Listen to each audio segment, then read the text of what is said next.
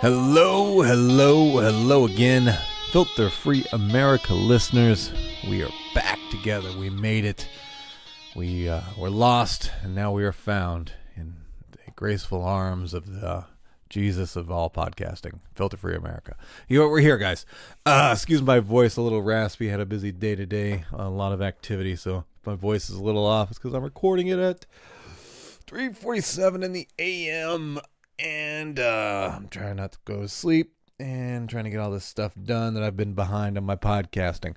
And because of that is why you're getting this episode right here. This is a re-release of a classic episode of the Filter Free America podcast. As many of you longtime listeners know, and new listeners you don't know, I started this podcast with a friend of mine back in 2011. And we had a great run of, was it 5 years? 5 years. And before I went to radio, and that's when Filter Free America stopped. And but I've decided to re-release some old episodes on the new podcast stream that I have that I feel are evergreen type episodes that because they're interviews of really cool or interesting people. And while some of the references may be dated, and, some of the history may be a little short now because, other things have happened to them and around them since. The episodes themselves are still pretty interesting to listen to, and especially the one that we're starting out with today. What this is again, a classic Filter Free America episode, but this is the episode where I interviewed rapper Sage Francis. If you don't know Sage Francis, he's East Coast rapper. And a fantastic one. Some great music he has created, and it's available anywhere. You can get it on iTunes, you can get it on his website, you can get it whatever. But we sit down, we talk to him, get to know kind of his history a little bit, a little bit by his music and the projects that he was working on at the time. So it's just a really cool listen to especially if you're a Sage Francis fan like I am. Just to get to hear, a little bit more that you won't get from other interviews that you'll find of him.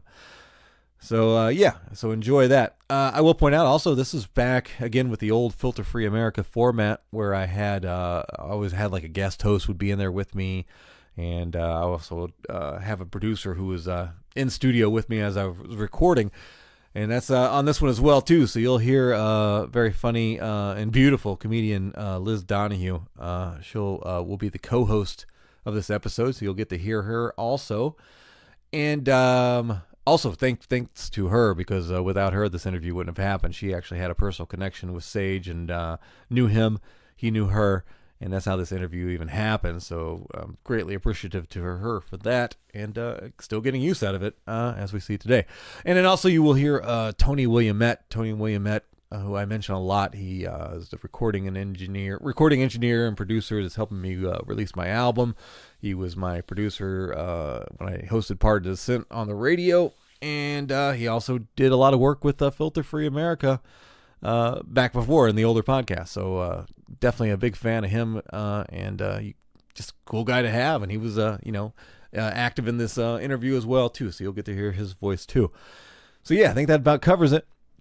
So again, to any listeners who aren't aware of what we're doing, this is an old episode of the original Filter Free America podcast, but just one that I feel that is still something to listen to. But if you don't want to listen to it, you don't want to listen to like old interviews, then feel free to skip it, and I'll have more new and interesting ones coming at you shortly. But I've got about, I think I counted maybe 6, maybe even 8 of the classic episodes that I thought the interviews were so cool, or the guests were so cool, the topic was so interesting, that they were definitely due for a re-release, since they're not really available anywhere else now. So you'll see. Like I said, I think I want to say 6, but maybe there is 8. Whatever. You'll get those in between the regular episodes and such. And also more good news. I finally have, well, I hope, we haven't got it here yet, but it'll arrive in 5 to 7 business days. Finally a new computer for my in-home studio where I do most of my recording here. A lot of my holdup has been just my inability to produce or to edit and do things that I need to do on these podcasts in a timely manner, because the computer I've been using here is just dying and getting old and slow, and I'm tried to make something work with it, tried to upgrade it, just wouldn't work, and just something is much worse wrong with it than I thought. So again, 5 to 7 business days, I'll have a new Apple computer in here that will be helping me get these podcast episodes to you faster and more efficiently, and hopefully the overall quality will be better too.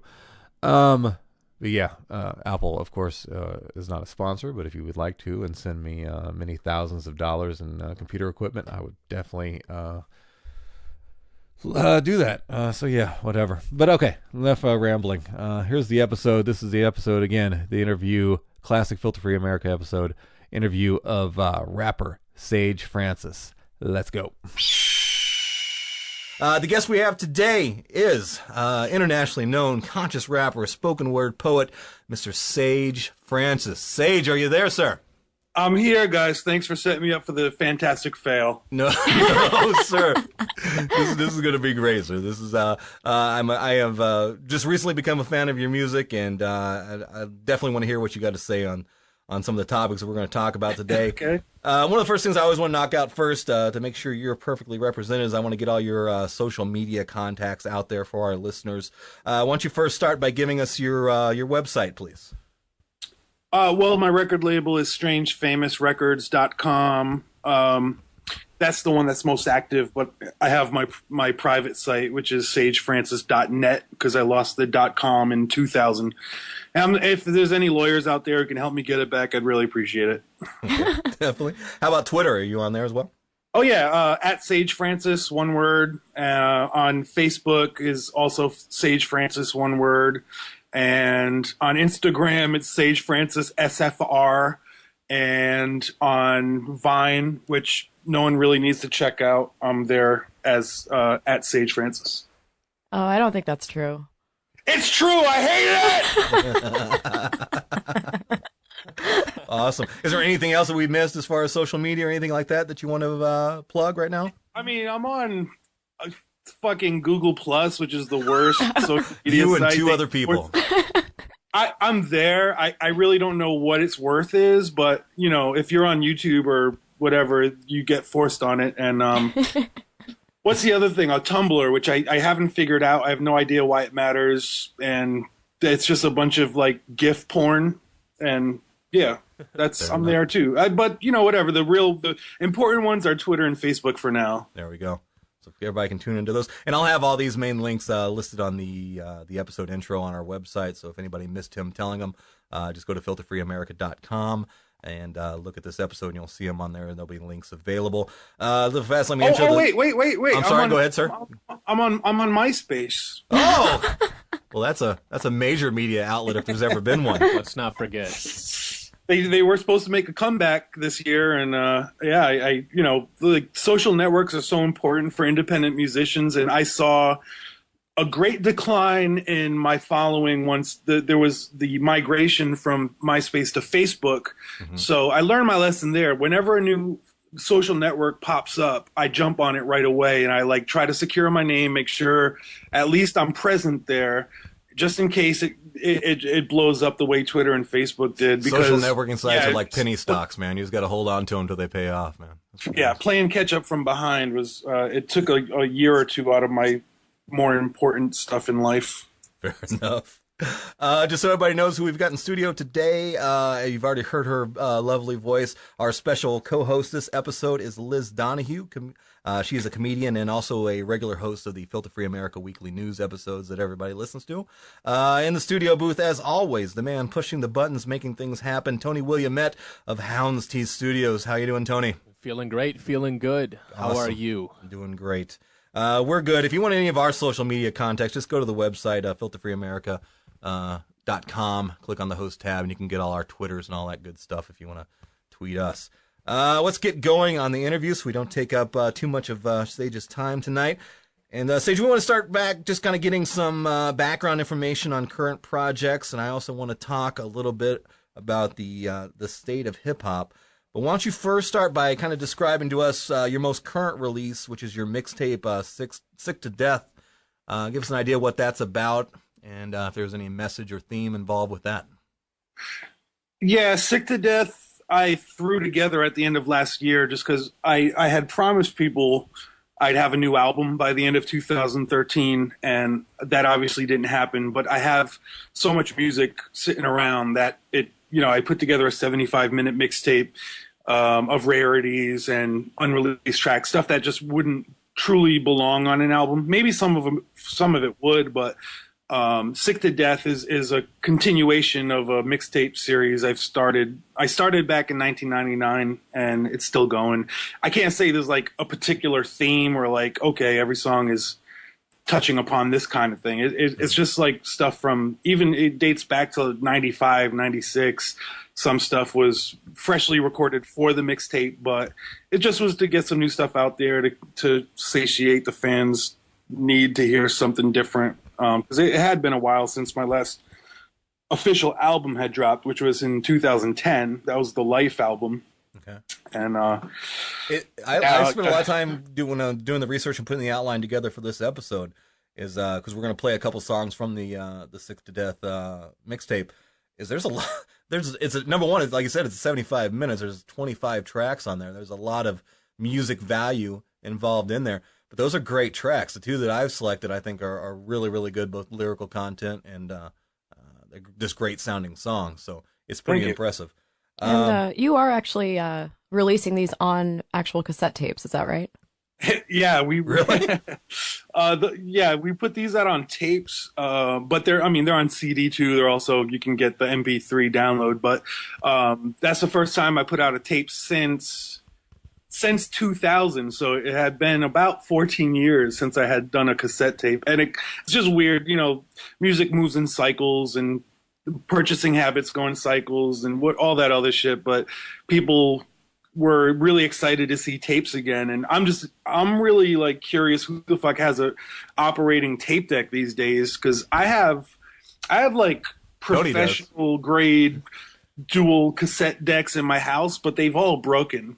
And I don't even know where to bring them anymore to get them fixed. Once the belt goes, forget it. Yeah, they just start eating the shit out of your tapes, or right. Whatever. They become problematic. But I don't know. People are nostalgic about that kind of stuff, and to me, it's definitely nostalgic, because the first tapes the first music I ever put out was on cassette tape. That's going way back, and to be doing it again now after all I'd been through in my career, and we didn't make too many of them, but it's just weird having these on hand, and like new music is on this like totally inferior fucking format. It was a nice novelty for your fans. Yeah, so. Totally. I'm waiting for the Sage Francis 8-track to come out. And jump all over I've been thinking about that because I do have an 8-track player, and I've never like seen a hip hop album on 8-track. I'm sure they exist, probably like a Sugar Hill or Fat something Boys might be on 8-track. Yeah. But to really, really take them back. That'd be cool. Your next actual full studio album coming out is called Copper Gone, correct?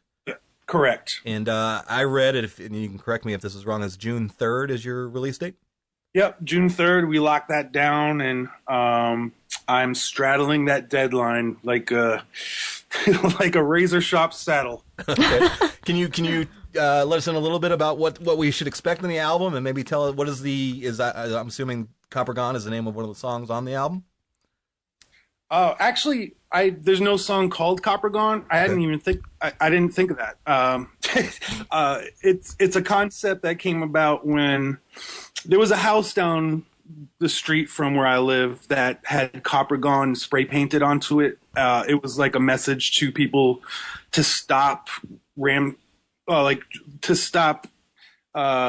into it to steal shit out of it, because like a lot of scrap metal stuff is being stolen from houses and businesses and abandoned buildings around where I live. So that's where the title came from, but it represents a lot of things that kind of deal with please just stop fucking taking shit away. I like that. That's deep. That's cool. Is there a theme outside of that? We should expect on the album itself? Well, yeah, I mean, I guess the theme is a dude who has practically lived a hermit lifestyle for the past 4 years of his life, and his world is the inside of his house, and the thoughts and ideas that are reoccurring pop up throughout every song. And for someone who thinks as often as I do in loops, the way that they morph into different things, and I try to connect each song in a way where it doesn't sound like I'm just talking about the same thing all the time, but you'll definitely hear, you'll see links from song to song. And Gotcha. it's been really difficult to make that work properly. So I've I don't know, I've put my my days and nights into this thing, and I'm still in it. I'm actually like currently writing what I hope to be the very last song. It's driving me insane, but that and the unique perspective that I think someone like I have, being who I am, how I came up, where I live, what I see, the little, the traveling I get to do, and then I come back here, and I'm just like, I'm stuck in this house, dealing with my business and with the industry and with broken relationships that happen as a result of my lifestyle, and the songs come out of that. It seems relatable. Go ahead, Liz. Yeah, it sounds like I know that you've referenced poetry in quite a lot of your songs. What were your influences growing up around Rhode Island, and I guess during the time that you were started to become interested more towards hip hop, branching away from poetry?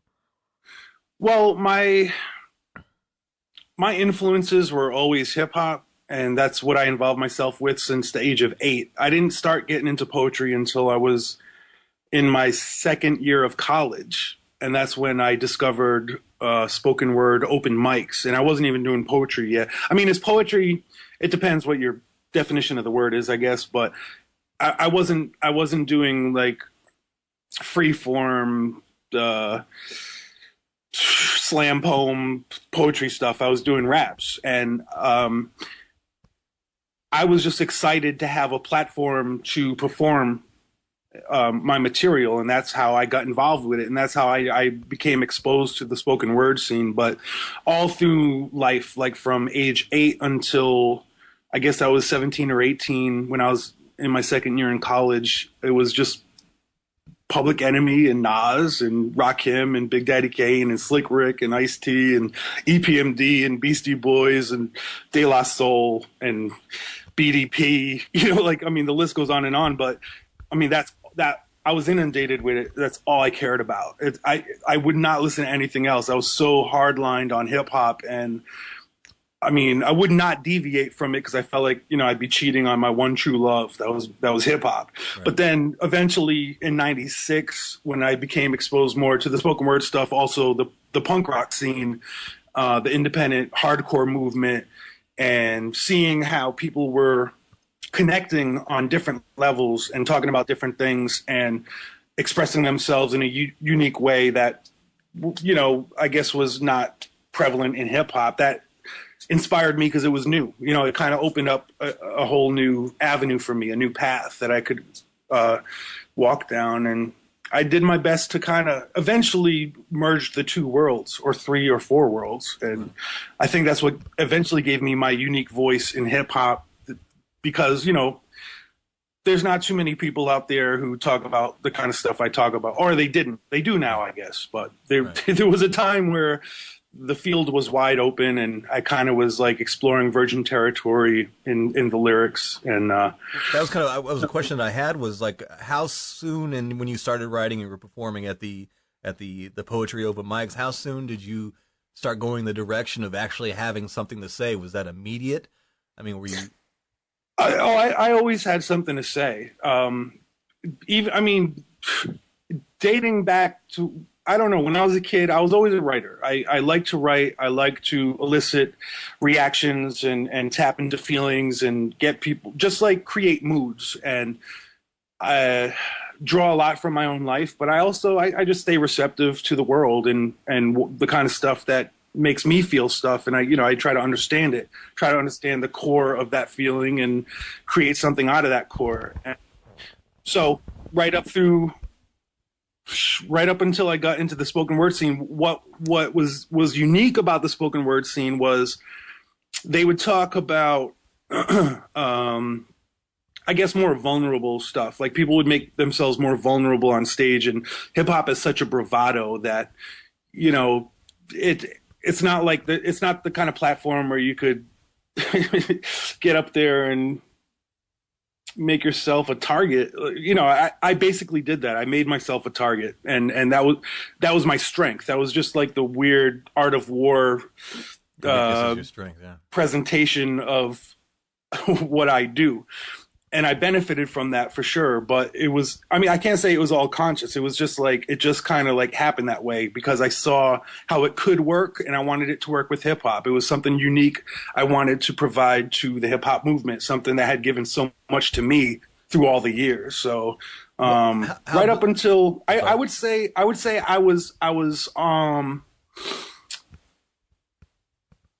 on the fence a little bit about it, or shaky about it, right up until about 2001, or 2000. It's tough to say. I don't know. Okay.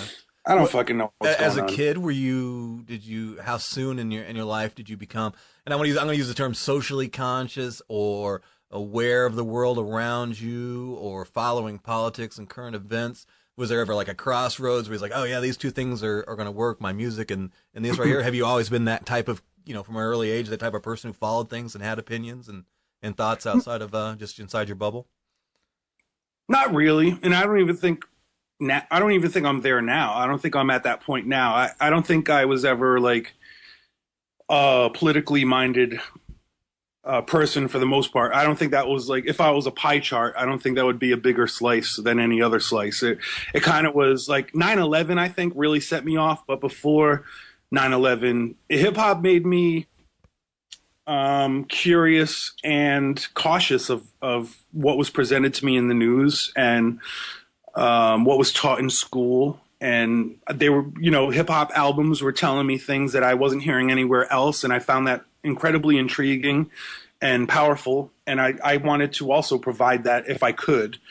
It's a whole different world now. This is like, I'm talking about the dinosaur ages. And once 9/11 happened and I did Makeshift Patriot, that's when Napster was like at an all-time high. It just was the new big thing, and people were downloading music for the first time, and I didn't have distribution, so it was like, wow, I'm able to create this song and get this unique perspective out to millions of people.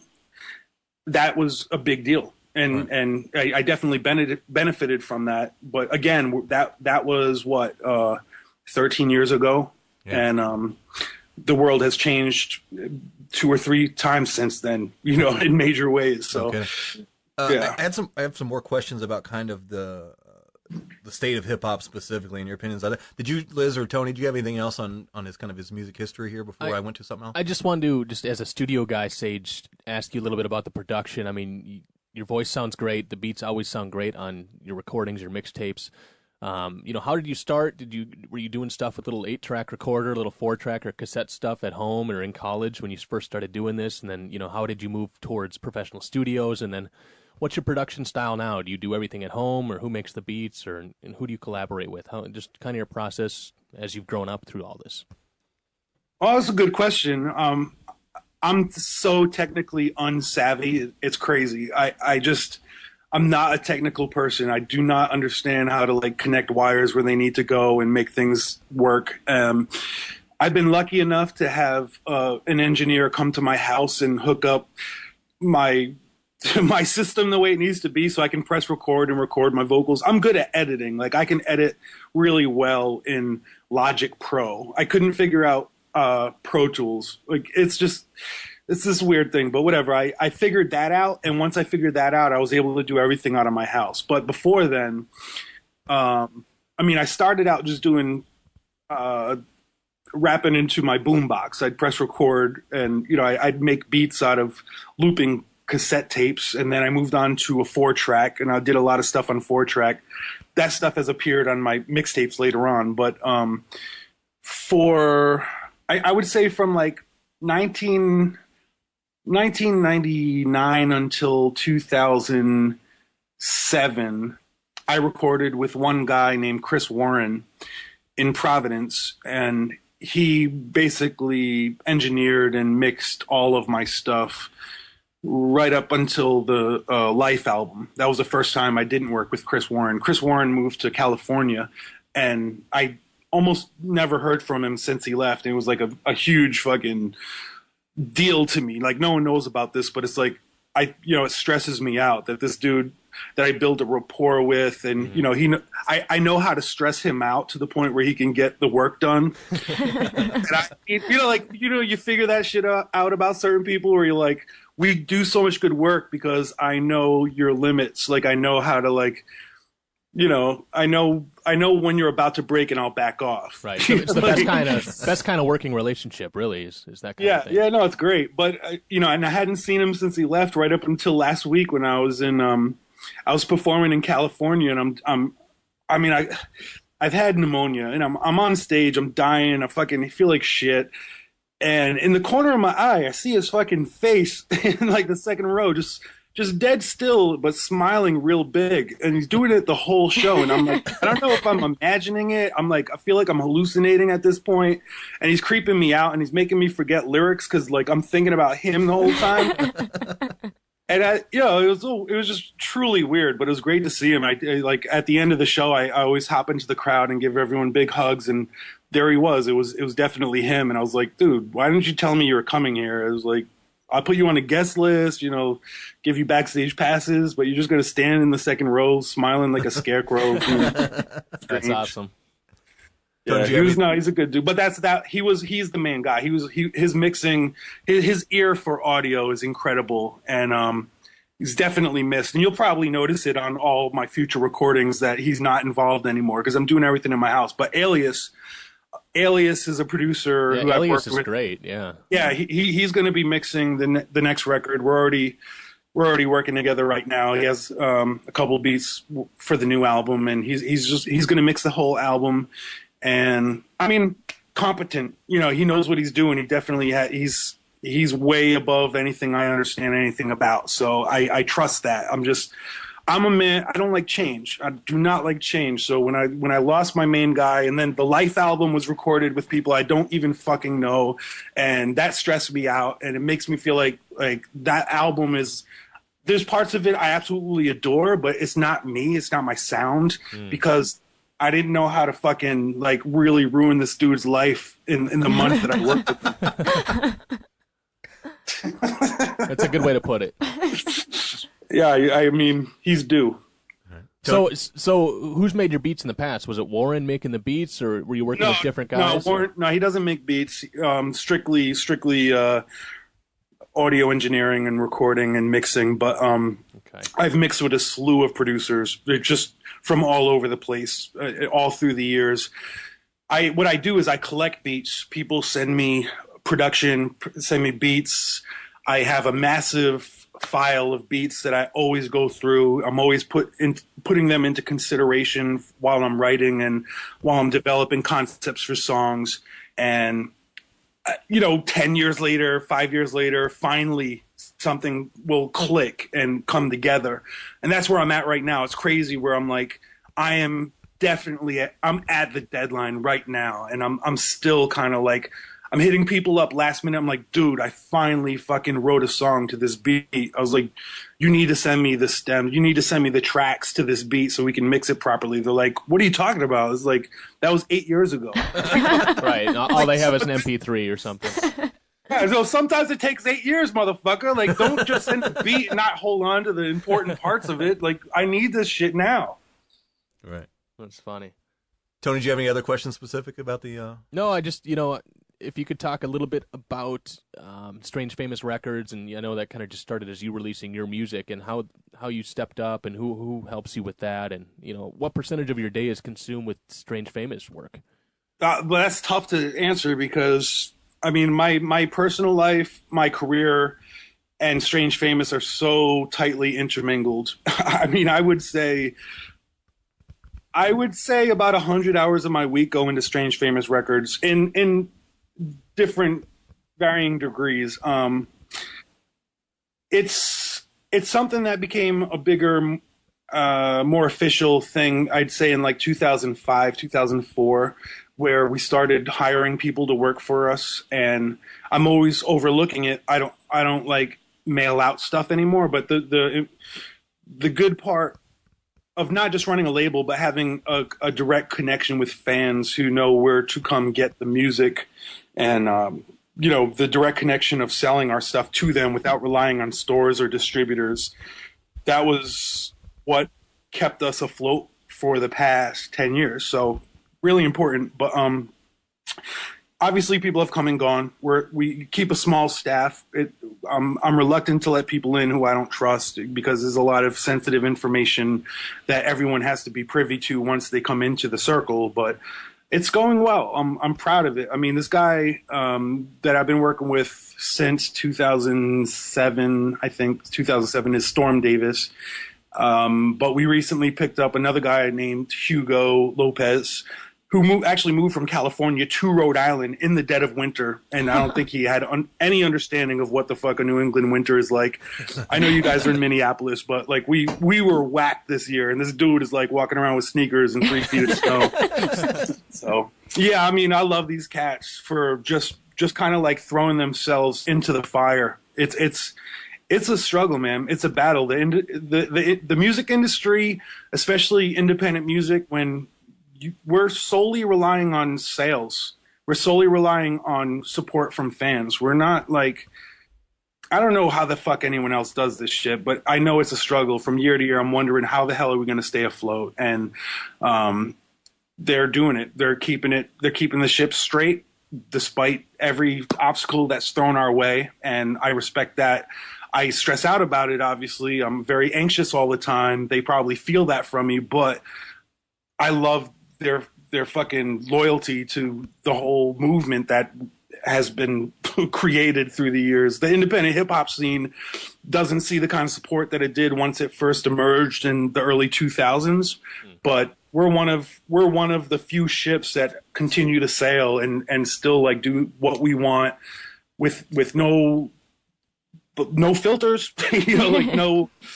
We don't play by anybody else's rules. There's no template for us to follow there, which makes things kind of even more difficult. Cause like sometimes you just don't know, like you're just kind of making it up as you go along. You got to trust your gut. And that's what we've been doing. So Strange Famous Records, whether it's here in 5 years or 10 years or 1 year, I'll say that for as long as it's existed, and the artists that we've supported and put out, I'm really, really, really proud of it. And it's my baby. I mean, I don't have any kids. I never got married, but that, if there's anything in my life that I've put so much of myself into, it's the label. Very cool. Very cool. Thank you. I think I know you mentioned you were out in California last week with B. Dolan, I believe. B. Dolan! Beard Brothers. And you mentioned these guys came out from California. Being in the indie hip hop scene, I'm not super familiar with it, but I know that in kind of more popular mainstream hip hop, the East Coast West Coast thing is like a huge deal, and for a lot of different people.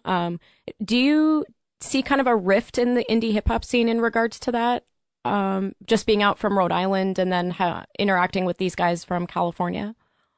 No, definitely not. What's crazy about California, though, is as far as the indie scene is concerned, it's the most supportive coast. It's the most loving, the most giving, and Minneapolis is a close second to the whole of the West Coast.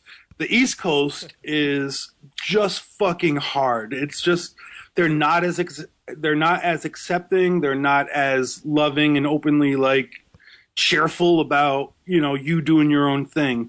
You have to really fucking prove yourself on the East Coast. And it's like swinging a donut on a bat for years and years and years. And then going to the West Coast, you just fucking hit home runs. It feels so good.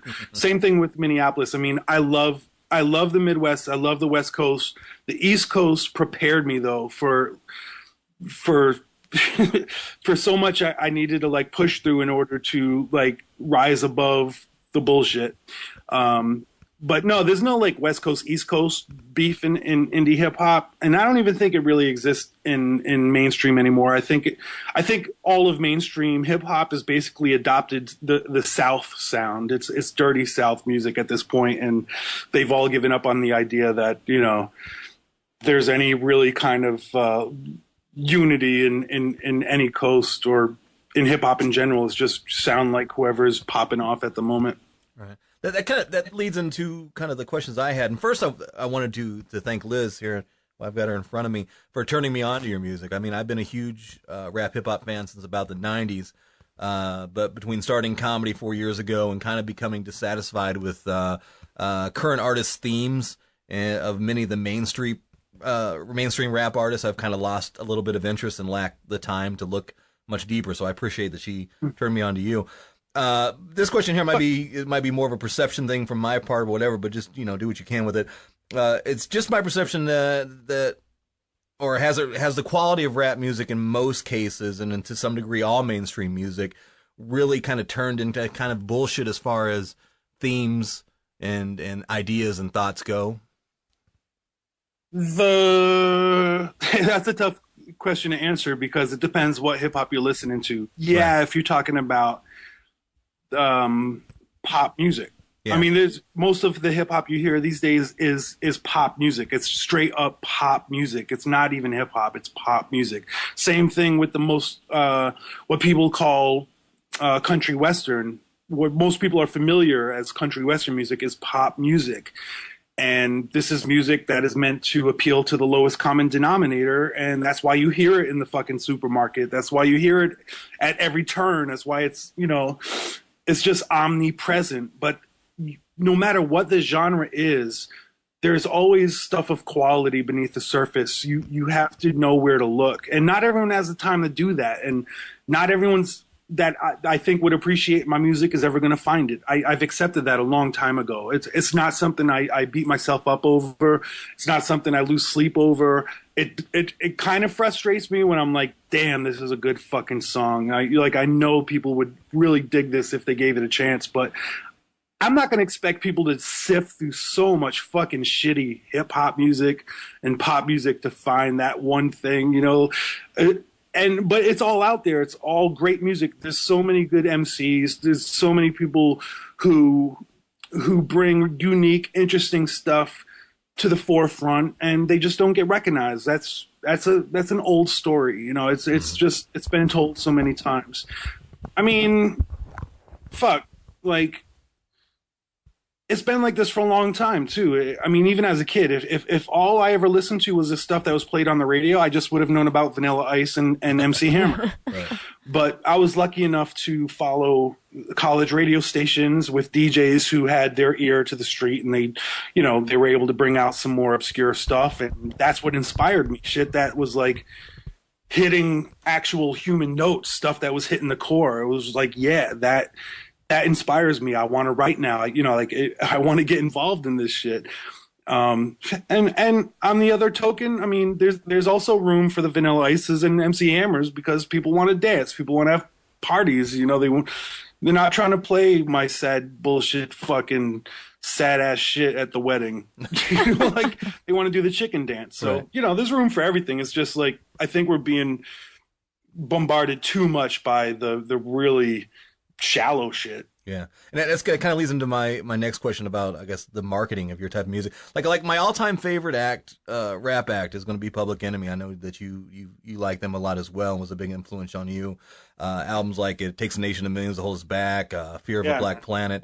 Both of those were like, my early teen years were responsible for kind of seeding my interest in like history, the civil rights movement, as well as some of my earliest thoughts about questioning, the U.S. political leadership system. Right. Yeah. And when I hear those types of thoughts in your music as well, and probably why I'm drawn to it, but do you think artists like you, and just to use another example, like Immortal Techniques, are you guys a growing trend? Do you think that the current environment in the country is drawing people to you? Is it getting better for you in that aspect?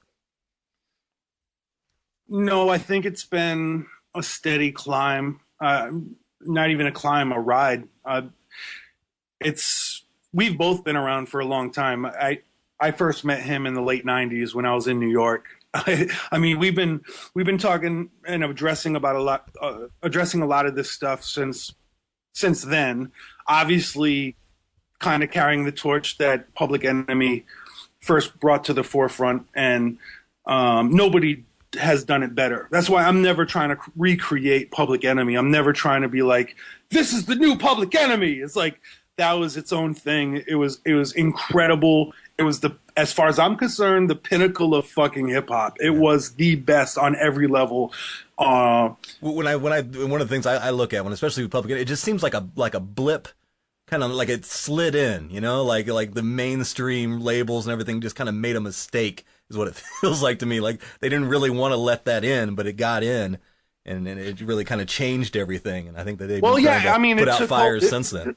It's tough to say. It's weird. I mean, they were my first hip hop concert. I was 12 years old, and my mom took me to see Run DMC, and Nice. Public Enemy was opening up. And Public Enemy is what I took away from that concert. And I was obsessed with Public Enemy for ages after that. And getting to play shows with Public Enemy later on in life and talk with Chuck D and, consider the dude a friend. It's like my life is complete. Like I probably died a few years ago. I don't know what's going on. But it's weird. It's like it had its moment where ultra political music was making sense because it just was filling in a gap that wasn't being filled in anywhere else. It was very unique to hip hop. The voice was very unique to itself, and it's something people wanted to hear.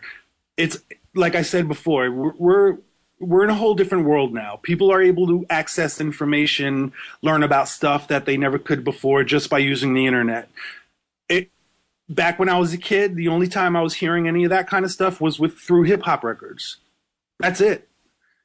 I mean, if you wanted to talk about people criticizing the government and talking about revolution and just stuff that you could not hear anywhere else, it was hip hop. I was like, why are these dudes so fucking angry? Like what's going on? And like, why am I feeling it so hard? Why am I relating to it? I'm this white kid living in Providence, Rhode Island. Not even Providence. I live 20 minutes north of Providence. I live in a fucking woods, man. And it resonated so hard. It was truth, like truth resonates and it makes sense, and people are drawn to it. So if I'm able to present my own truth and have people drawn to that, that's beautiful. But it is good that people are now also able to get, like, I don't want to be the voice of political rap. I'm not a political rapper. I'm not a poetry rapper. I'm not, any one kind of rapper. People can get whatever they want, get any information they want on the internet. And I want to express my own personal human experience and do it in a way that's so honest that people relate to it and are drawn to it. And if they aren't, then we aren't meant for one another, and fuck off. Right. This is my life. I'm going to express that. It's not all about what's happening on the news and TV. It's not all about what's happening behind the scenes, what's secret, what's crazy, what's going to fucking kill us. It's that, but it's like a billion other things too. So right. There's people like Immortal Technique who I think are very good at expressing ideas about political climates and dictators, and he has a firm grasp on the history of certain countries, and I respect that. But like, I don't know. When I step to the mic, when I'm making music, that's not what I want people to expect from me. Right. But if it's on your mind at the time, it kind of comes out, type of thing. Totally. I mean, if it's a natural thing, it comes out of me. Everything is political in one way or another. It's personal politics, or it's political politics, or it's world politics. But it's like, there was a time where it was like, Sage Francis, political rapper. They still do that. I mean, I just did an interview with who was it with Huffington Post, and the way they presented me was political rapper. It's like it has to be a category. Right. It's like I don't know. Do you like the category conscious rapper? That's how I introduced you, and how you're like listed on Wikipedia. Does that fit what you want to be as far as an image, or how would you describe yourself, or what would you like people to refer to you as? I don't totally understand the conscious rapper label. I mean, what is it as opposed to what? Like unconscious rapper?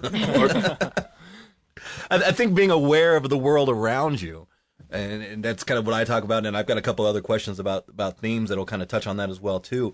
But being aware of who you are in the bigger picture. You know, like the thing is, who would you consider a rapper who isn't conscious? If you know any. Well, I would have to. It would. To me, just in my personal opinion, it goes a lot about with themes and content of music.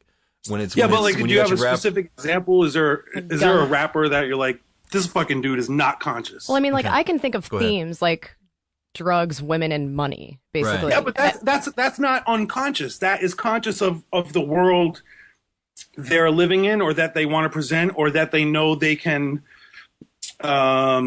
talk about in a way that people get excited by. Yeah, like it's you're conscious on every level. These dudes, these people who blow up talking about drugs and cars and shit, that is just as conscious as anything else. Like they know what the fuck they're doing, unless they're just puppets and people are putting together their whole image and career and stuff. But like Waka Flocka Flame and all these dudes, I don't respect them. I don't respect their abilities as MCs, but like I respect them on other levels where I'm like, okay, he picked his path.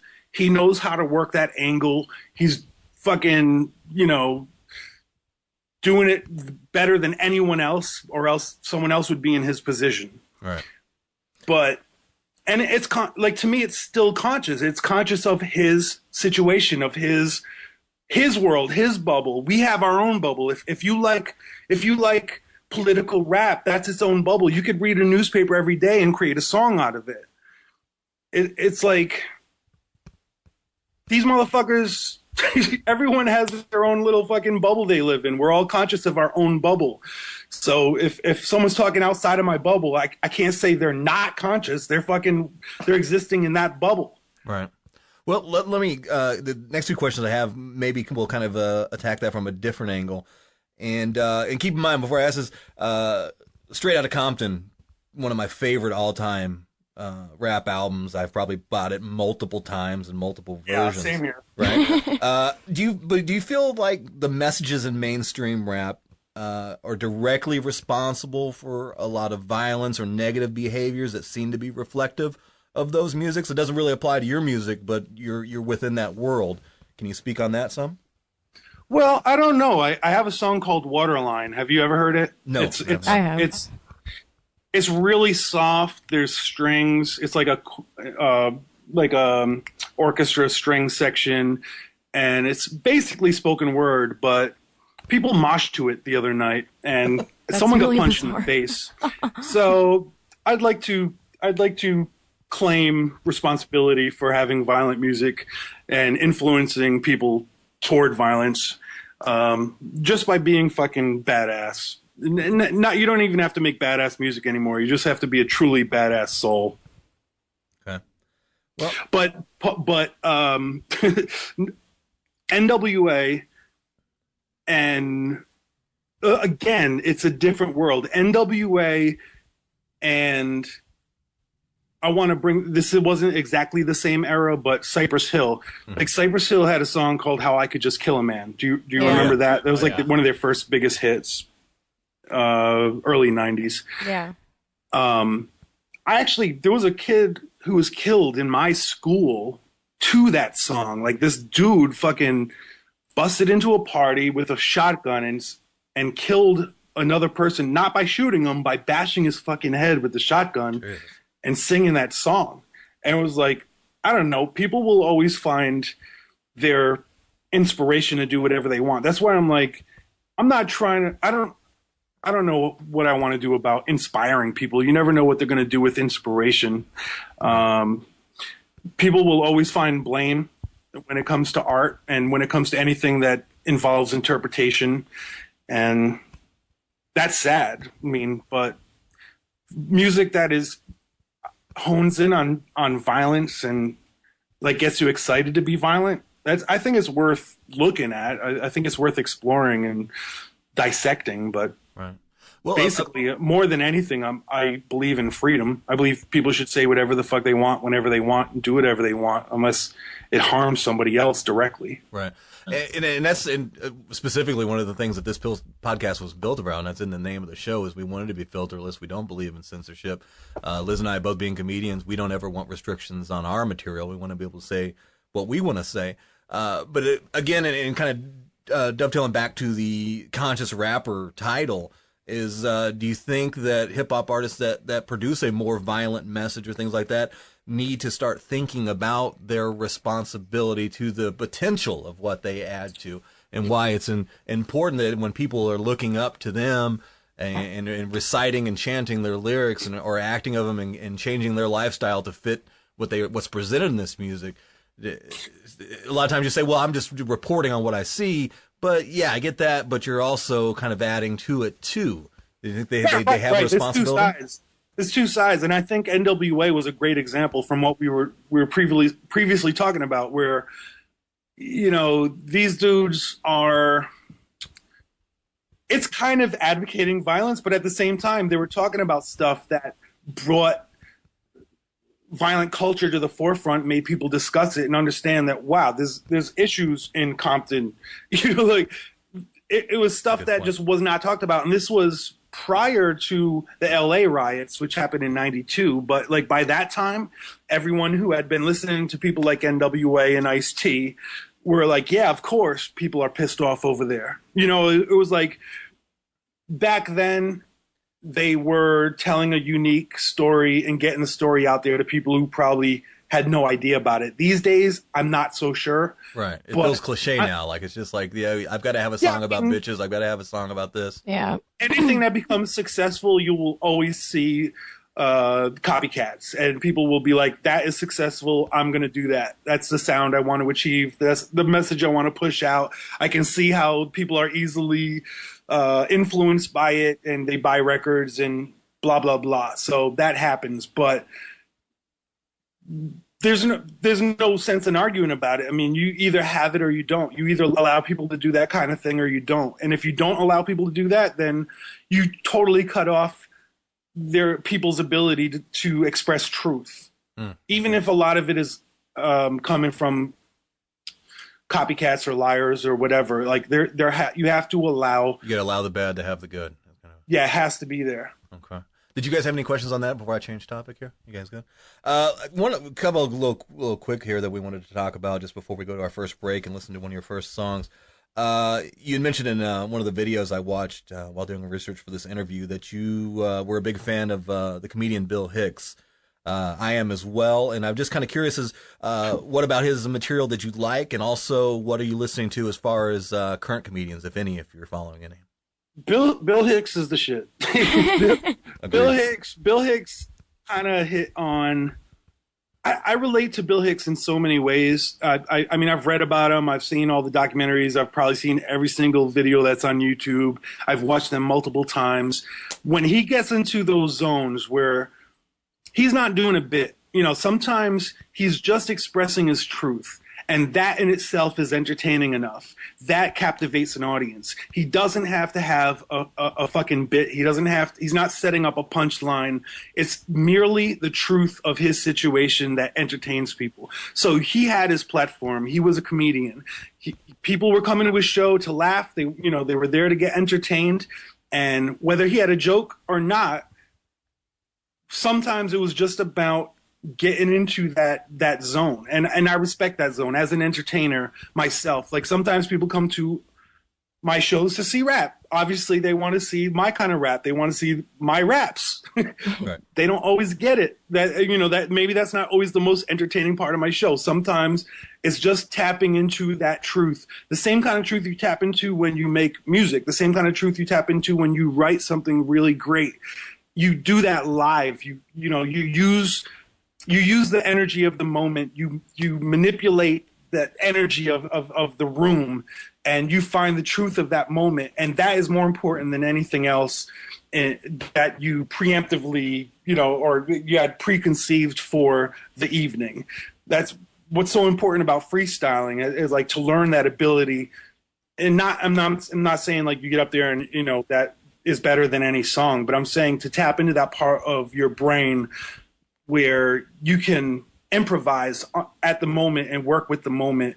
I think Bill Hicks did that incredibly well, but what was more important about him is that he thought about what he was thinking, and his truth was able to come out more easily because of that. He wasn't just like, it wasn't spur of the moment epiphanies that he was spitting out to the crowd. These were well-crafted fucking ideas where he found the proper moment to let them out. Right. Speaking of comedians, though, you asked me about the West Coast, East Coast thing.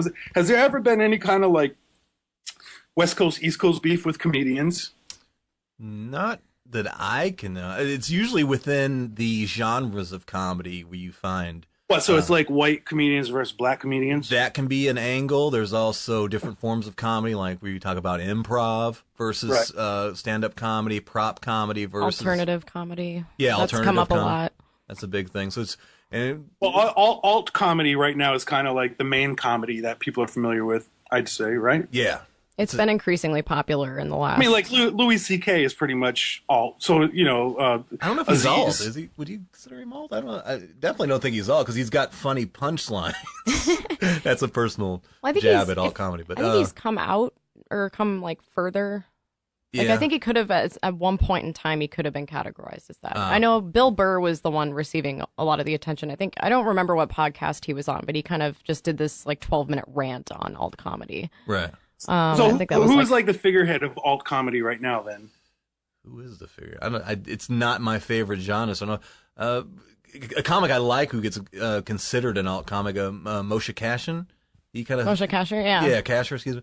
He kind of falls into that. We have, here in Minneapolis, we have a select group of guys that would probably be considered gals too. There's also guys like Zach Galifianakis, a little bit alt comedy when he does. He'll just kind of do weird avant-garde stuff. Yeah, that's good. Yeah, you're right about that. Well, so like Andy Kaufman is alt comedy. Definitely. Yeah, definitely. Absolutely, yeah. The Sklar brothers, I think. Yeah. Things like that. Yeah, and then we have a handful of local people too that have really tapped into that. So yeah, I'm not a fan of it myself, but I appreciate that it's there and people who do it well. I can see where that is, and it's nice that there is multiple flavors out there. Who are you, Sage, right now? Who you're listening to as far as comedy goes now? Do you have anybody else you're following that you're into? Stephen Brody Stevens. Nice. Yeah, he's really funny. Yeah. His HBO show is great. I was he was forced on me by my television, but I respect. I watched his special where people were talking about him as if he's dead. Do you know what I'm talking about? Like there was this special about him. I'm like, why are they doing a fucking special on this dude I've never heard about? And like Zach Galifianakis and all these other comedians are like giving anecdotes about their time with this dude. I'm like, this dude died? Like, what happened? And I'm like, nah, he's just really fucked up. And, and I'm like, it clicked with me. I was like, I work with people like this dude. Like, I know this guy. Like, I know people exactly like this. I work with them. It's crazy. I was like, okay, I dig this. This is going to be interesting. Let's see where this goes. But it also feels kind of like it's a nasty part of my human spirit that is like, this guy is crashing and burning. Let us all make a show about it. Like let's all just focus in and like see what happens. But he's truly like an interesting cat, Right. That just a unique human, like anyone who has unique qualities, anyone who's able to express themselves in a way that you don't hear all the time that's cool. Like that makes it feel like it's worth your time, because otherwise you're like, all right, this is same old shit, whatever. Fuck it. But yeah, I see that he has a unique delivery. His cadence is incredible. His just take is his personal situation. Everything that comes out of that is interesting. So I would say him, but I don't follow too much comedy closely. That was just one of the things that hit me in a really like personal way, I think, where I'm like, I think I understand this guy a little too much. Right. Gotcha. Well, we're going to take our first break here real fast, and we're going to play the first of two songs we're going to play from your Sick to Death mixtape. And this one I picked, I think might be my favorite on the album as far as I've listened to so far, is Origin to Descent. Is there you want to describe the song? Is there a meaning to the song? Was there's something attached to it that you can share? You guys audio went out for a moment. What song are you playing? Origin to Descent. Oh, yeah. Well, I guess this is definitely one of the more political tracks I put out in recent years, and I'm lucky to have escaped unscathed. Because there are comments in the song, there are points made that I haven't been drilled about, and I'm so busy with other stuff in my life, I'm glad I haven't had to do any kind of damage control. Right. It's a great song. You're not going to hear it. We're going to put it in post. So to our listeners, enjoy this song, Origin to Descent. It's track number 15 from Sage's mixed tape, Sick to Death. And then we'll be right back here with more Filter Free America. Boom! Boom!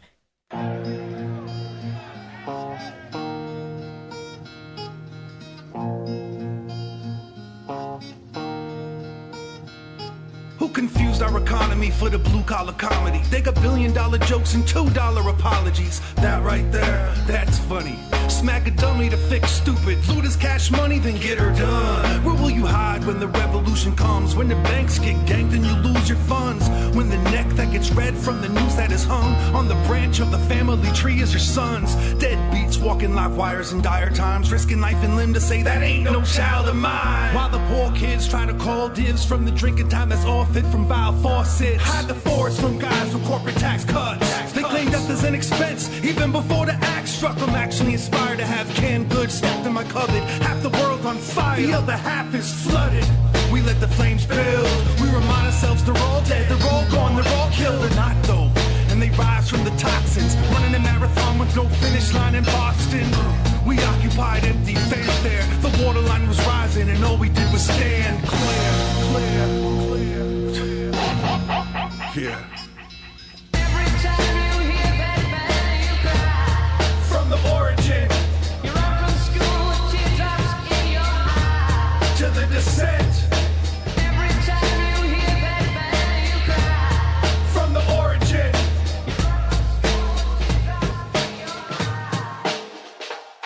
From the origin of species to the descent of man, I present this plan. Come from, protect and represent this land. If it fails us, say la vie. And if you feel crushed and hate on me, cause I'ma fly off the handle by the seat of my pants. Hold a fire to my candle, try to leave with your hands. See the dance of the flickering flame, spark your interest. The answer is simple, plain, dark, and intense. I won't invest in reactionary knee-jerks. This Chinese blood on your cheek with our t-shirts. Me first mentality. Gimme, every single form of government works in theory. I take your life's deeds and I put them on paper. Apply equations to that shit to make me seem like your savior. Till you all see nature's a man-made wasteland with a god that's recycled, modernized, and replaced again.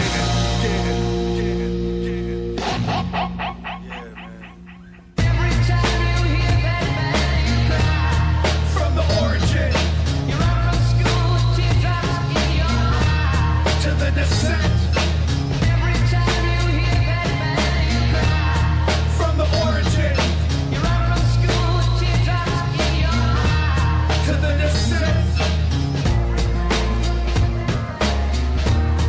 From the origin to the descent. From the origin.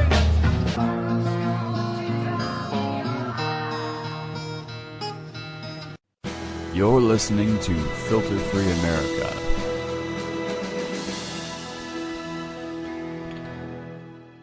All right, we are back, Filter Free America listeners. We are talking with Sage Francis, and he's got done hearing one of his songs from his new mixtape release, Sick to Death.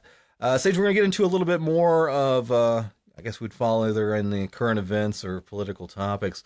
And one of the things that we talk a lot about on the podcast here is the quality or lack thereof, I guess, of mainstream journalism in America. And I think I know your answer to my first part of this question. But do you think that it's just really has degraded down to just these news outlets, these mainstream news outlets, are owned by corporations that are relying on advertising dollars? Or totally. Do you see anything more sinister in it than that? Totally, dude. I mean, CNN most recently, I think, is the greatest example of that, where their ratings were going down. They start reporting on Justin Bieber more. Like advertising dollars are king to them. These motherfuckers do not have a fucking backbone. The mainstream media is a slave to their corporate sponsors. It's crazy, man. How it's just crazy how much stuff has switched through the years, where they're not even showing like dead U.S. soldiers anymore, or like it's just like they're so particular about the kind of stuff that they talk about. Where here we snicker about Russian media, like we snicker about what's going on in the Olympics at Russia, and we talk about like the Russian hockey team lost, and they didn't mention it in the papers in Russia when the Russian team lost. They just talked about how it was a great game. That is more extreme than what we have, but it's not fucking far off from what the U.S. is doing. Yeah, I mean, what else can be said? What's also more difficult, what really sucks about it all, is there's so many entities online. Because if you want to get news, you go online, right? I mean, that's what everyone's doing. Right. That's why newspapers are shutting down. So you go online, and there's a billion fucking accounts. There's a billion fucking places that are pushing stories out there, and you have to filter through all that. Just the regular average Joe does not have the time to filter through all that shit. That's why mainstream media, that's why like the big news sources, the one or two main places where you want to look to get actual news were important, and they're not there anymore. And people are just confused. They're lost. They feel frustrated. They feel confused. I feel confused. I feel like kind of beat down by just like this nonstop news cycle that just keeps telling me the same thing over and over from different angles. But it's like, how do I know what is actually going on? Right. So, and I'm not a news pundit. I'm not a political pundit. I don't really like, that's not how I spend my time. I'm a working man. Like I am an artist. I'm like trying to like figure out how to keep my computer on. I don't know why it keeps shutting down when I'm recording, what the fuck RAM is. I don't know what's going on. I wasn't taught this in high school. Right. Well, how do you stay informed? If you have questions about things or you want to get some information, do you have some go-to sources that you use? Yeah, I mean, I do my best to filter. I check them all out. I mean, I'm like Sarah Palin. I read all the magazines. I read all the tweets. I fucking, I don't know. There's the breaking news everywhere, and there's I know who to not trust. That's important. But Right. like, I try to get both sides of a story, and I try to I love reading comments from people who are more familiar with the subject than I am, and not that makes them experts, but it gives me perspective. And when something truly resonates, when something is like, there's few stories that do that, but it's like when the Boston bombing happened, obviously like that's my locale, right? And it's something that kind of got drilled into our heads or stuffed down our throats for a long time after it happened, and I still don't know what the fuck happened, right? Like I think that's a great example of like, it doesn't matter if it's close to you, if you're familiar with the subject these days. How do you get the true story? I don't know. That's the story. I have no fucking idea. I don't know why this dude is getting fucking like put on trial for death, or I'm talking about he's being sentenced death, right? Yeah. In Massachusetts, which doesn't have the death penalty. I didn't know. Okay, wow. Yeah, They're making an exception for him, huh? Yeah, he gets the exception, and he has his fucking throat shot out, and his fucking, it's like, and people's houses get raided on a street, a whole city fucking gets shut down, and cops like run over a town, like it's a military zone. Right. All of a sudden, right? Like this kind of shit just blew my fucking mind. Again, it was like, and this was a small event. This was like, what, 2 people got killed? I'm not saying that that's not sad. I'm Relative not saying to that the doesn't reaction suck. is kind of what you're saying. Well, and it's Yeah. What we were willing to give up in reaction to that, as a result of that, that scares me. What we were willing to give up after 9/11, that scared me. So it just was like I was re-feeling those old feelings. It was like, this shit is happening again. This is the shock doctrine, right? Yeah. Well, that kind of ties in a little bit to the next topic here, and that's law enforcement in America. And again, another topic we rail on is pointing out and bringing attention to police corruption and police brutality on a nationwide scale. Do you see it as a growing problem? Do you think that some of these things are interconnected? Do you see a decay? And I feel it, I'll be honest with you, as a decay in the trust that we have between citizens and law enforcement. What are your thoughts on that? I think with more filming from citizens, because everyone has a camera now, everyone has their smartphones, so they have video on their phones, and with more surveillance from us, not just us being surveyed, but them being surveyed, there's more accountability. Mm-hmm. And there's also more awareness from people who didn't realize that kind of shit goes down. People who just blindly accept that cops are trustworthy.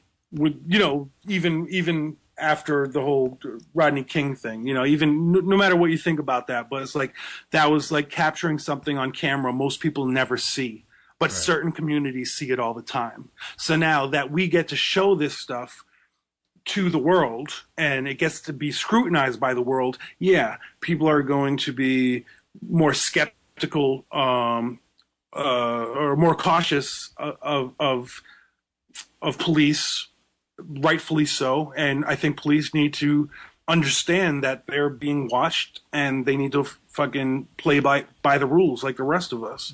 Do police officers, do you feel, again, talking about the big picture, I mean, individual cases may vary, but is there enough police accountability when we're seeing stories of people getting killed during arrests or beaten and things like that? And a lot of times it's excused as, well, it was proper procedure for the, whatever, and then it's just kind of swept under the rug and we go about our business and not think about anything else. Does there need to be something done about that specifically? Yeah, there needs to be something done. This has been happening for ages, though. Right. But we're just becoming more aware of it now. So laws and procedures need to change, and thankfully, we're at the forefront of that happening. We're we at Strange Famous Records, B. Dolan put together a song called "Film the Police," which was a play on NWA's "Fuck the Police." Where I think it was just like reminding people that we have the power to put them on blast. And don't forget that they work for us. We're not their fucking slaves. We're not their employees. They are our employees. We pay them. We pay their fucking checks, and we need to keep them in check. So now that we have the technology to do so, and there was a time where that was not totally legal everywhere, but it is now. You can film police in public places. You can keep them in check, and there's a lot of there's been instances where when police are recorded through the course of their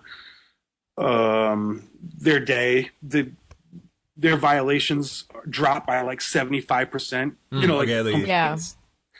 It's just like these motherfuckers are public employees. They need to be accountable for what they do. I know their job is difficult. I'm not saying they're all bad. I'm not saying that they're all out to get us, but you put people in a position of power, it's human nature that this will be abused if they're not held accountable. So when we have the technology to keep them accountable and they are paid by our tax dollars, we need that to happen. So I'm glad these developments are being made. I think it's a forward progress. I think that it could have easily went the other way, which is scary. I don't like that. People are like, well, if they try to turn it on us, where they say, you should also be okay with being surveyed because if you're not doing anything wrong, there's nothing to be scared about. It's like, right. That's a whole other bag. It's not the same thing. We're talking about people who are paid by our dollars. We rely on them to be honest and protecting and serving and all that fucking bullshit. But we know how things have gone for way too long, and I like that they're being held accountable for that now. Not all of them. Obviously, there a lot of them are getting let off. But when the story spread online, when we read about it, it's just like the public awareness in a of lot of it is cases, the important. cops kind of can become the scapegoat, the individual cops, and they're like, oh yeah, well I guess you've lost your job, but then that culture still stays within those departments that have those serious issues. Right. I think it's changing little by little. I'm not saying there's any great major changes happening right now, but I think the awareness level is going up. I think the next generation, the generation following that, is just the more awareness that people have of problems that have happened within. I mean, this is small level though. Like we're talking about the police, but they're like the lowest fucking level of arm of the law, Right. where there's so much greater evil happening higher up in all different parts of the country and in the world. So it's just being aware of that, though. I think like our glee in catching them doing fucked up shit on camera, because we see it happen. We see it happen all the time. It's not like, I mean, I'm personally not surprised when I see it. Are you? No, not at No. all. I've Yeah. grown up That's seeing the it. thing. Like we all Yeah. pretend like, oh shit, look at this on camera. Like, yeah, finally, like that's what we all are trying to capture now. We want to be like, this is happening. This has been happening. Fucking be accountable for that. Change your shit. We're gonna continue to keep you. We're gonna continue to put you on blast every time it happens. But it can't just happen with police officers. It has to go to the higher ups as well. Good point. Next thing I wanted to tackle here with you was And that's the Edward Snowden shit. yeah, You know? and that's exactly where we're going next Bobby here. Slick right there. Yeah, the two of the biggest news stories within the last year was Edward Snowden, Chelsea Manning, and in regards to Snowden still being in possession of over a million files of top secret U.S. Crap. There's division in the country on both these, and some people are either like these guys are traitors or these guys are heroes for doing what needed to be done. Do you have a position in that, and if so, why? Why do I have a position in it? I'm always excited when somebody does what they do for the greater good of people. I feel like that's what he did. I feel like that's what they all did. I know that people can say, oh, he maybe made America vulnerable because he supplied secrets. No, fuck that. The American citizens should know that they're being spied upon. That's one thing. I think that's the main thing. That's the main thing that I focus on. And all the stuff that's happened since then, where people are becoming more aware of rights that have been violated, yet like it's still kind of like brushed under the rug, isn't it? I don't see any great fucking protests out on the streets. People are just like, okay, we're being spied upon. Right, not in the numbers I think it needs to be, but you're absolutely right. Yeah. Yeah, I'm not calling for riots, but I am saying it's good for us to keep drumming this up and keep people aware. And thankfully, there were people out there like Manning and Snowden who did that, and Julian Assange as well. Like props to people who have like let out major secrets to the world and say, hey, this shit is going on. They don't want you to know about it. Maybe you should take it into account. Do you put any validity into the government's position that what the NSA is doing in regards to domestic spying is really needed to secure our country? Nope. Yeah, I'm right there with you. I think it's a bunch of bullshit. Do you feel NSA spying is truly about protecting the U.S. territory? It's kind of a redundant part of the question, but do you have any suspicions or to their motivations outside of that? Right. They're getting themselves into a lot of fucking trouble because it whether that's true or not does not matter. You have other countries to fucking deal with now. The news story was they're spying on Germany's prime minister, Merkel. Angela Merkel, yeah. Right, and that's not the only country where they're pissed off that we've been spying on. It's like this is going to come to a head, and it's not. It might not come from the American public. It might come from another country. You're fucking up, NSA. You're fucking up. Fucking up. You're fucking up. I don't know who's responsible. I actually don't even believe it's Obama. I feel like Obama's kind of like, chill, NSA. But I don't know if he has any power whatsoever. I don't know what's going on. I can't think of a president since Kennedy that maybe had any real power anymore. I think they're So there's some shit going on, and it's not all about protecting the American public. There's some, fuck it, I don't know, man. Maybe in the grand scheme of things, they're like, we need to know everything we can so that we don't get attacked or whatever. But in the way it's all playing out, they're actually endangering us. Like, I don't know, kind of lean more toward honesty than toward lies. That's what I would ask. I agree. Well, 100%. especially if you look at it after something like the Patriot Act too, when people flipped out to a degree when the Patriot Act went into effect, and now this is maybe 10 times more than that. And it's just we're desensitized. Yeah, it led the way. It led the way. Everything led to where we're at now, and we wouldn't even know about it if there weren't people who exposed it. So, and then what? They're the enemies now because we have to deal with this shit. Because they're afraid of their own country, so they had to leave. Well, what's I know we're limited on time here. Let's go ahead and bang out the second break real fast so we can play a second song from your mix CD, Sick to Death. The one I chose for this break was Blue. Any background on this song at all that you can give us? Yeah, I guess the video itself was inspired mainly by a few interactions that I've had with U.S. war vets who shared their story with me coming back home after war, how they kind of felt neglected. They were unable to make the transition from war life to home life into civilization when they've been kind of like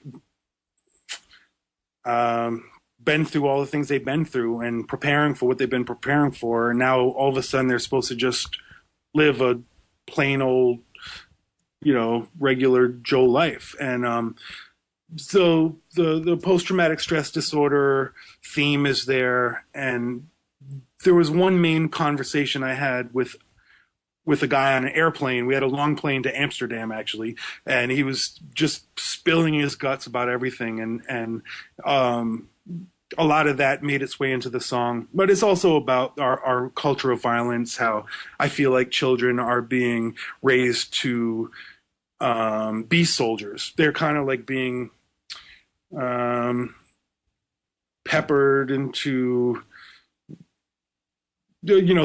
through video games. I hate to say that because like people come down on me like, oh, don't come down on video games, but I feel like they really are. Sometimes they're preparing people to fucking get ready for war and drone attacks and shit that. So.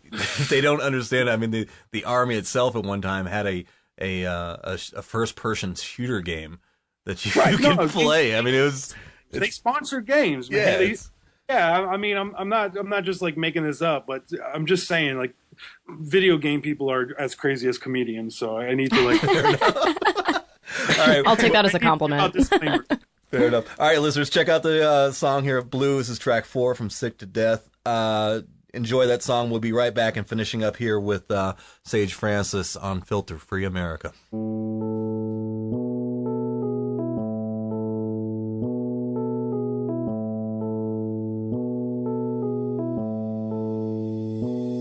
He was a southpaw, but had a killer right swing, an outlaw inside of the ring. Every now and then he'd be put against the ropes, but then he'd bounce back, catch a second wind, and then throw blows till noses cracked. He smashed mouths, he saw red and blacked out, received a couple pats on the back for the smackdowns. Negative reinforcement, never did he endorse it, had the business sense to wait for press conferences to talk shit. He wasn't a dullard, though he'd never say much, properly mothered, but his father taught him how to take a punch. It was bare knuckle touch of tough love. When he got drunk enough, he took his kid down to the gym and fit him up with gloves, tied together with a shoelace. Took him apart, put him on, looked in the mirror and practiced his screw face. Said, this is for you, Pops, for all the things we never got to do. The hottest part of a flame is blue.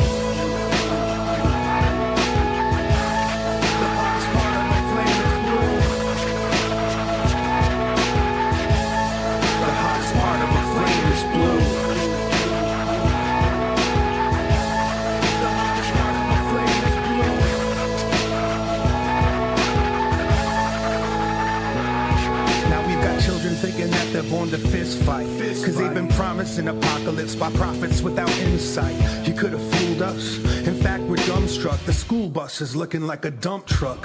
Stuff the class like a landfill until it overflows. Babysitters can't get the students off their mobile phones. A junkyard dog is eating trash in the cafeteria, feeling mad at America. The school counselor likes to recycle psychobabble. The assistant to the teacher is just an old TV. Now they've all got the urge to battle, cause they see a sign that says like to travel, ROTC. I don't think he can handle, he goes from flannel to camo. Cold putting all the ammo in his gun. He watched channel 1, switched to channel 2, unplugged completely.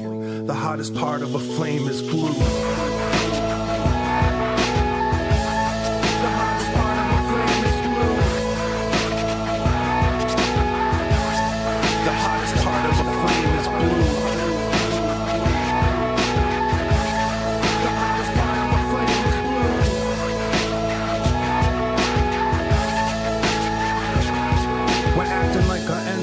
Sea, sky, and land now. Came across soldiers who did nothing but yell stand down in their spare time inside a shower stall. If not that, they're at the corner store playing Powerball. And when the towers fall, they get protective of this land and won't stand for anything to get resurrected. They're waiting for the second coming, the great pumpkin. Deep down they know all they really want to do is break something. That's what they're trained to do. And then they say to you, just cause you see the devil in my eyes don't make it true. And I say true enough. All that fire in your eyes shows pain, but the flame ain't blue enough.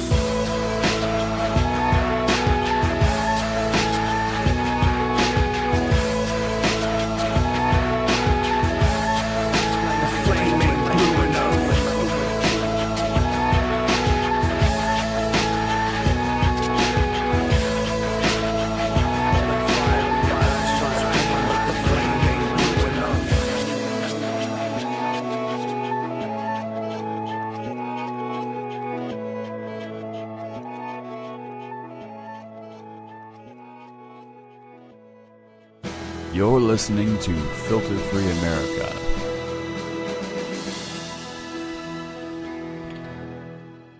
And we're back, Filter Free America. You just got to listening to the song Blue from the Sick to Death mixtape of Sage, from Sage Francis.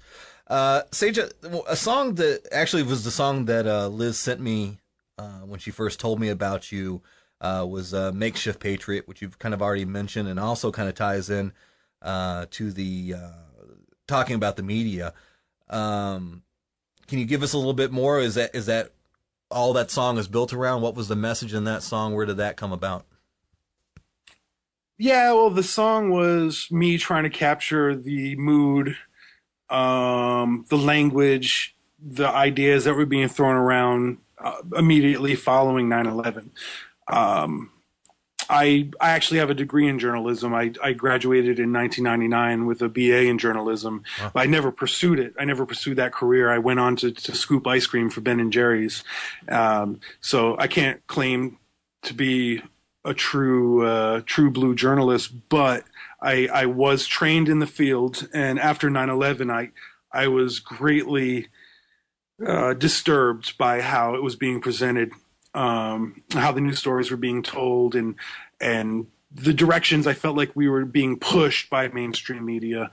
And I captured as much as I could from it. I mean, a lot of the song is actual quotes from news anchors and how the sensationalist aspect of it was overtaking everybody. And there just was a lot of ignorance and people. It wasn't just about journalism. It was about the people around me. It was about the dialogue of America. And I felt like that could easily be lost or forgotten if it wasn't captured. So that's what I did. I took down as much as I could. In fact, I was supposed to be in New York that day for a show in Brooklyn. Obviously, that did not happen. But 5 days later, I went down there and recorded audio from the scene. And I was kind of going crazy because I could not take my eyes away from the television, like many people back then when that happened. You know, like it just was, you had no idea where all of this was going to go. And you were desperate for any kind of information. But then what ended up happening was we would be inundated with the same scenes over and over and over.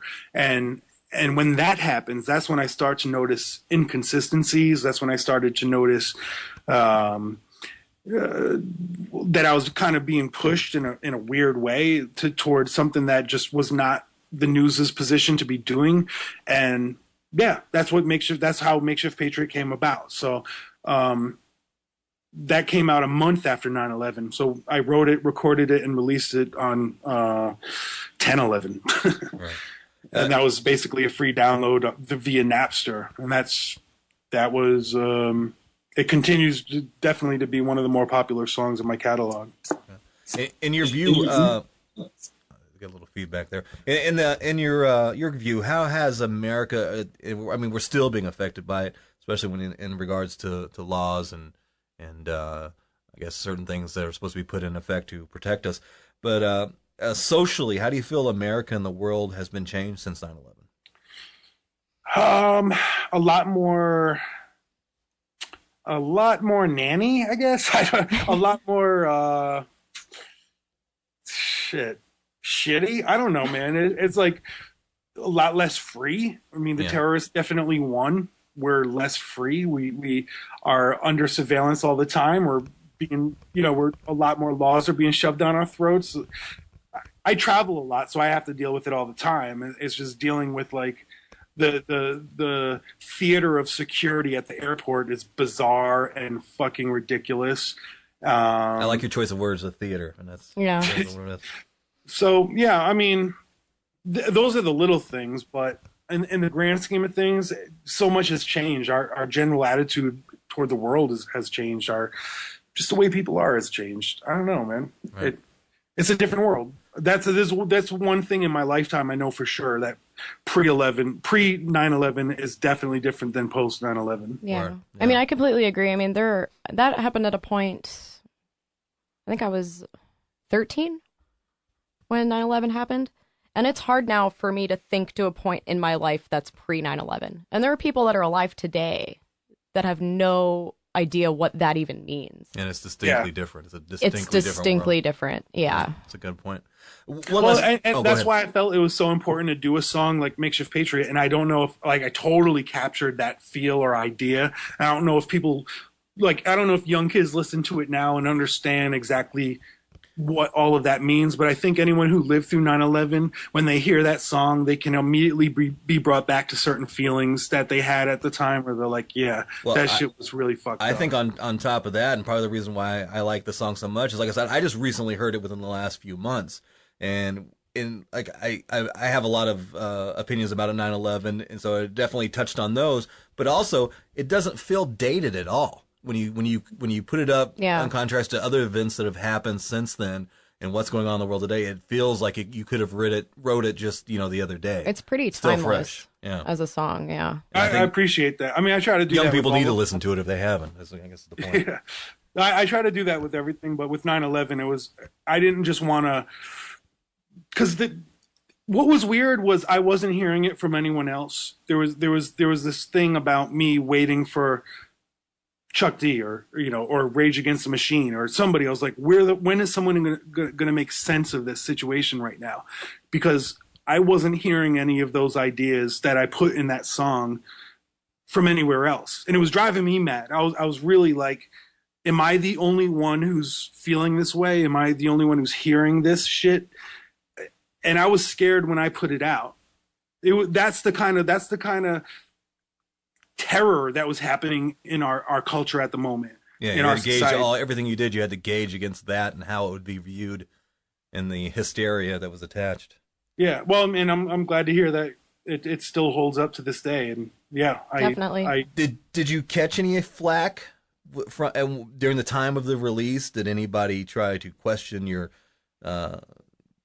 motives by releasing that? Did you ever have to deal with that?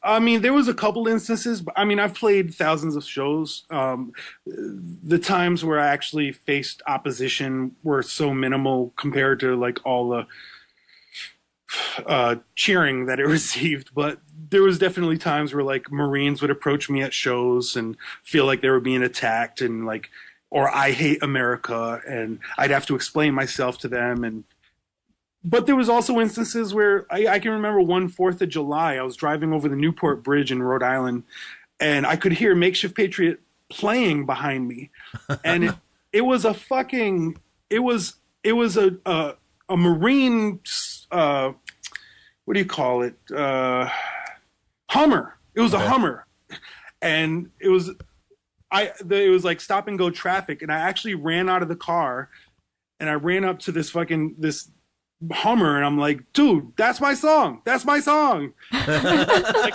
all these dudes in their military gear just looking at me like real mad face, like Right, like who is this dude? yeah, they had no idea, but I just was excited that like, wow, like, you know, I don't know why they listen to it, or maybe they get it, maybe they don't, but that shit was exciting. That's awesome. Yeah, no kidding. And just so anybody who's listening, if you haven't heard this song, this is going to be the outro song for this episode. So we're going to play that going out on the episode, so you'll get a chance to hear it.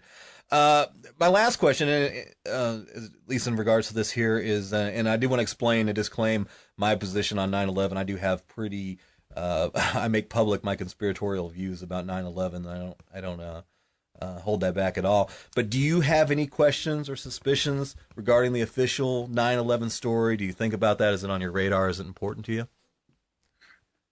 I purposely kept that out of the song, which people sometimes notice and people sometimes don't. The whole conspiracy angles, I feel like there's always stuff that we're not told. And especially with 9/11, there were so many questions. I mean,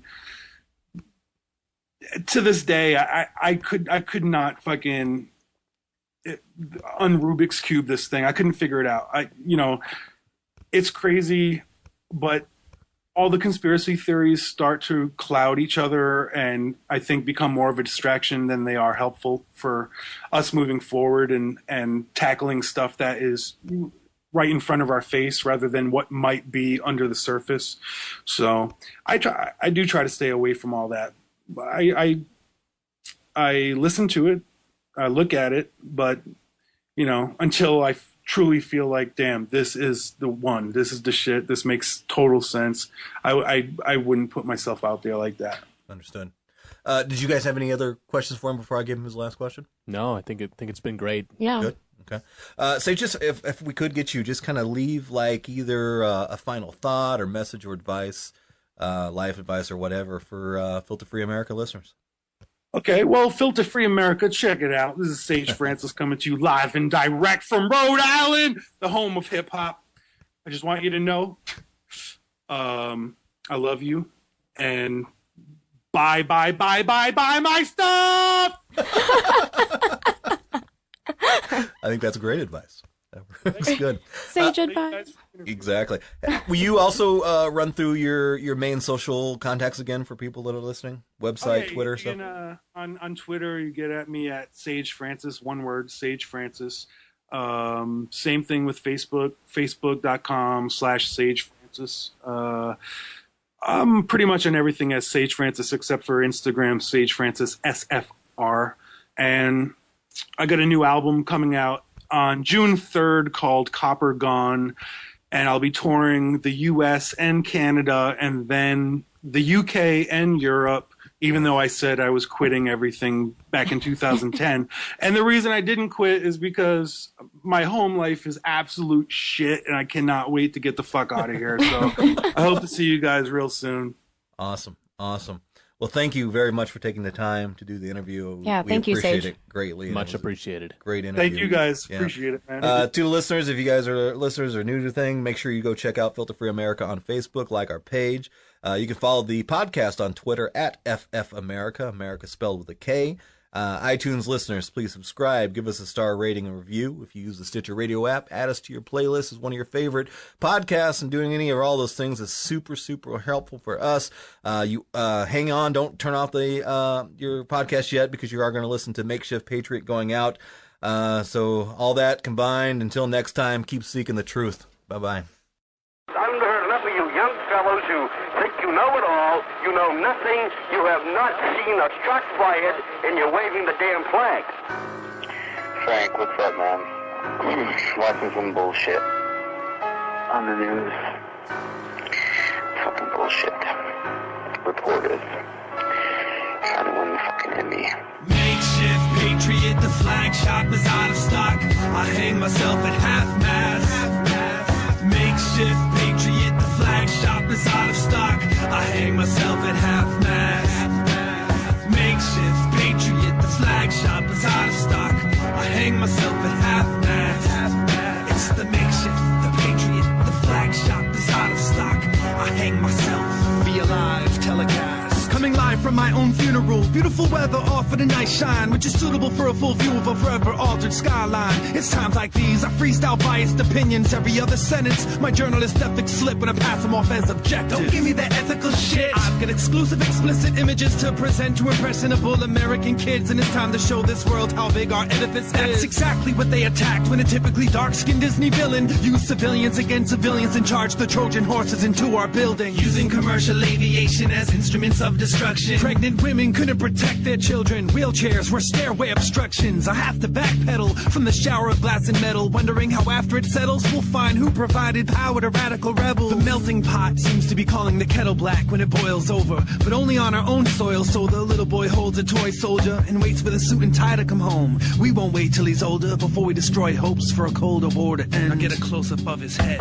Makeshift Patriot, the flag shop is out of stock. I hang myself at half-mast.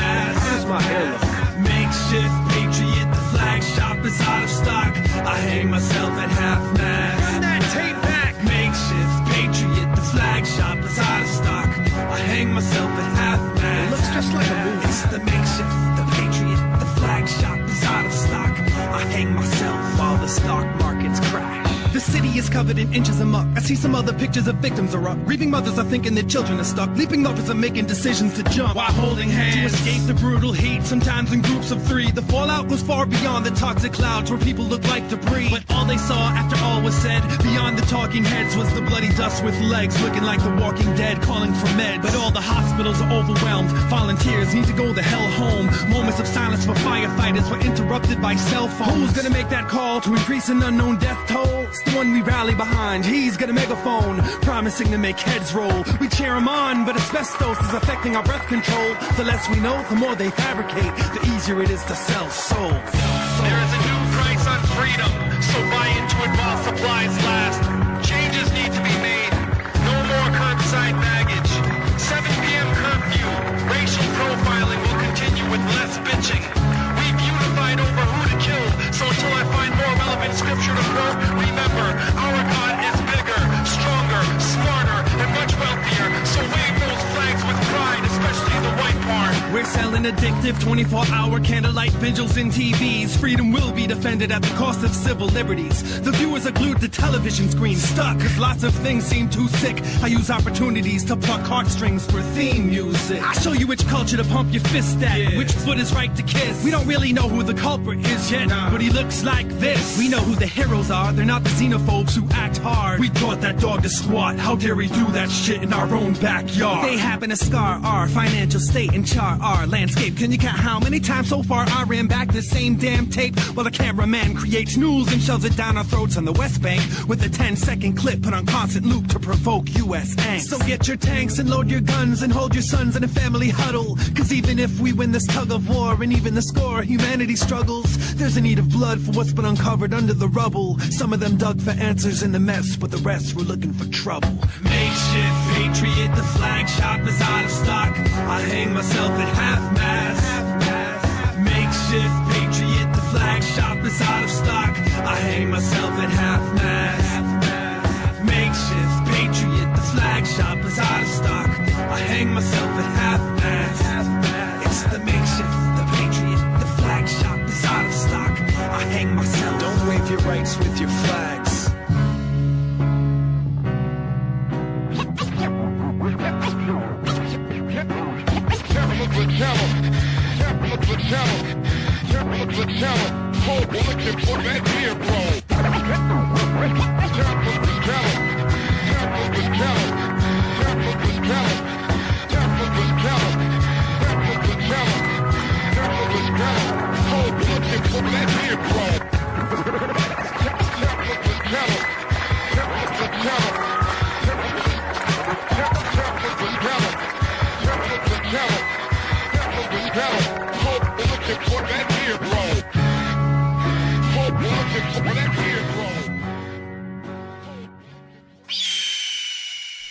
Well, there it is. Now you have gotten to know rapper Sage Francis a lot better than most of you probably had before. I don't know. I'm just guessing, probably. But yeah, it was very interesting. It was awesome to get to listen back to it again. I hadn't listened to it in some years, and it was kind of cool to kind of relive how awesome it was to talk with Sage Francis. Sadly, this was one of the phone interviews that we did. Just geography in his time was an issue too, but I still thought it was a great interview, even though I still could think that you lose a little connection when you do phone interviews versus face to face. But this one was definitely one worth making an exception for, because Sage Francis. But yeah, again, just a reminder to anybody who didn't catch it at the beginning, that was a classic episode of Filter Free America, not a new episode. That episode was released 3-4 years ago, probably, when that was. Well, whatever. But yeah, just re-released it because I thought it was cool. It's not available anywhere else, and I know there's plenty of people who haven't heard it yet who will get something out of it. Anything else? I got gigs and stuff coming up. I got gigs in December, January, and February that I want to talk about, but I'll do that on a regular episode. I'm not going to bore you guys with it. Hey guys, I love you guys. Take care. Again, this is just another extra episode to throw out there. I'll still have at least one more new one coming, this week. But thank you guys. Thank you for all the support, and thank you for definitely being there and kind of waiting for me to get all my computer issues taken care of and getting my CD recorded and all the stuff. I was really busy last month, so it definitely cut into the podcasting time. But I'm going to make up for it, bring you some more quality episodes with some cool and interesting, funny, hilarious, sometimes strange people right here on Filter Free America. So, spade neuter your kids and your pets, and keep seeking the truth. Love you, love yourself, love the world. Bye-bye.